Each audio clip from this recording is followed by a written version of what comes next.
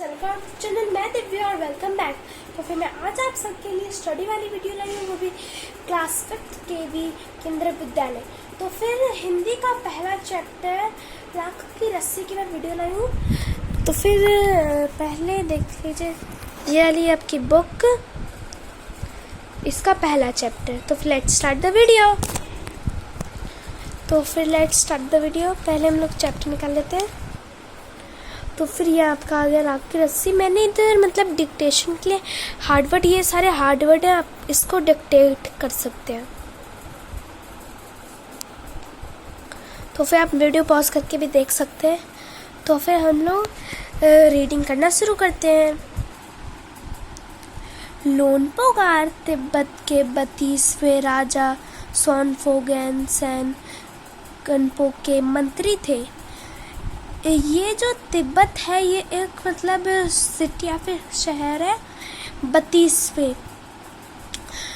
32वें मतलब होता है, मतलब वो 32वें राजा थे। किसके मतलब राजा का नाम इधर लिखा गया है और गनपो के मंत्री थे। राजा का नाम ये है और उसके मंत्री थे लोनपोगार। वे अपनी चालाकी और हाजिर जवाबी के लिए दूर दूर तक मशहूर थे। वो अपनी चालाकी और होशियारी के लिए बहुत दूर दूर तक मशहूर थे। कोई उनके सामने टिकता न था, और उनके सामने कोई टिक नहीं पाता था।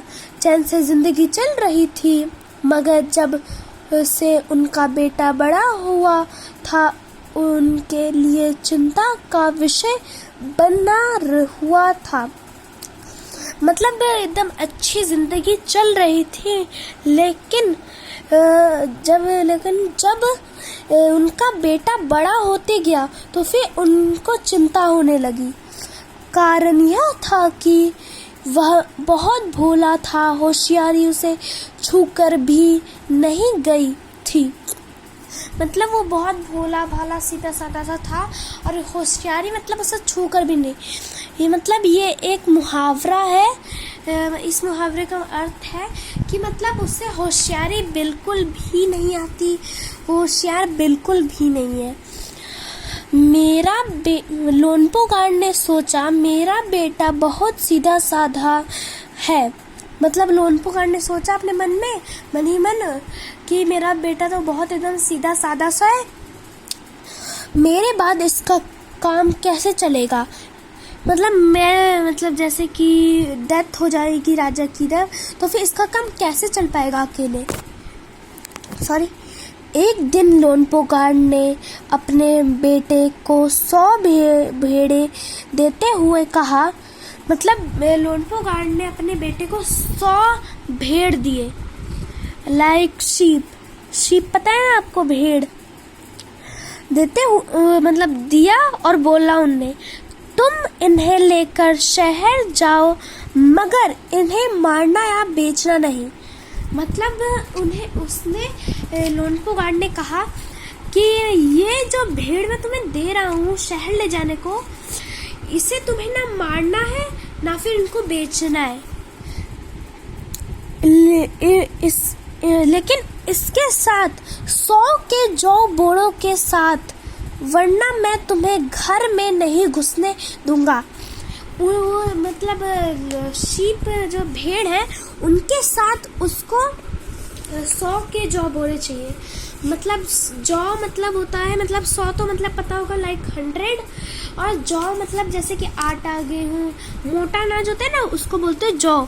और बोरे मतलब तो पता ही होगा, कपड़े के बोरे आते हैं, प्लास्टिक के बोरे आते हैं, बहुत सारे बोरे आते हैं। वरना मैं तुम्हें घर में नहीं घुसने दूंगा। मतलब वो घर में घुसने नहीं देंगे 100 के जौ बोरों के साथ। इसके बाद उन्होंने बेटे को शहर की तरफ रवाना किया। शहर की तरफ उन्होंने भेज दिया, रवाना मतलब भेज दिया। लोनपोगार का बेटा शहर पहुंच गया, मगर इतने बोरे जौ खरीदने के लिए उसके पास रुपए ही कहाँ थे। मतलब उसके पास पैसे नहीं थे उसके बेटे के पास। वह इस समस्या पर सोचने विचारने के लिए सड़क किनारे बैठ गया, मगर कोई हल उसकी समझ में नहीं आ रही थी। मतलब कुछ सोचने विचारने के लिए वो सड़क के किनारे जाके बैठ गया। तो बैठने से तो कुछ होगा नहीं। वह बहुत दुखी था। तभी एक लड़की उसके सामने आ खड़ी हुई। मतलब वो बहुत दुखी था और तभी उसके सामने एक लड़की आके खड़ी हो गई। क्या बात है, तुम इतने उदास क्यों हो? मतलब उस लड़की ने पूछा कि तुम इतने उदास क्यों हो? लोनपोगार के बेटे ने अपना हाल क्या सुनाया। लोनपोगार ने अपने मतलब सारी बात सुना दी कि मेरे को ये ऐसे बोला है मेरे पिताश्री ने। इसमें इतना दुखी होने की कोई बात नहीं है। मतलब इसमें इतना दुखी होने की कोई बात नहीं है। मैं इसका हल निकाल देती हूँ। इतना कहकर लड़की ने भेड़ों के बाल उतारे और उन्हें बाजार में बेच दिया।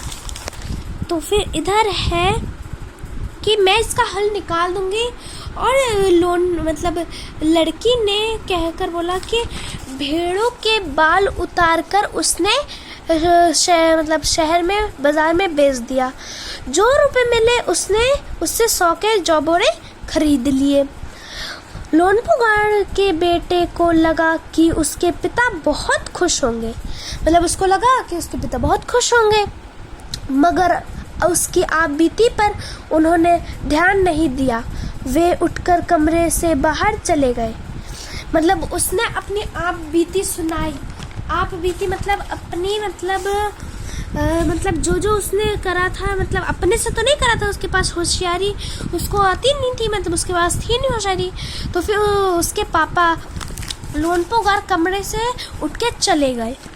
दूसरे दिन उन्होंने अपने बेटे को बुलाकर कहा, पिछली बार भेड़ों के बाल उतार कर बेचना मुझे ज़रा भी पसंद नहीं आया। मतलब उनको मतलब भेड़ों के बाल उतार कर बेचना पसंद बिल्कुल भी नहीं आया। अब तुम दोबारा उन्हीं भेड़ों को लेकर जाओ, उनके साथ 100 के जौ बोरे लेकर ही लौटना। तो फिर सारे मतलब वही भेड़ों को फिर से भेजा और बोला कि इनके साथ फिर से 100 के जौ बोरे लेकर आओ।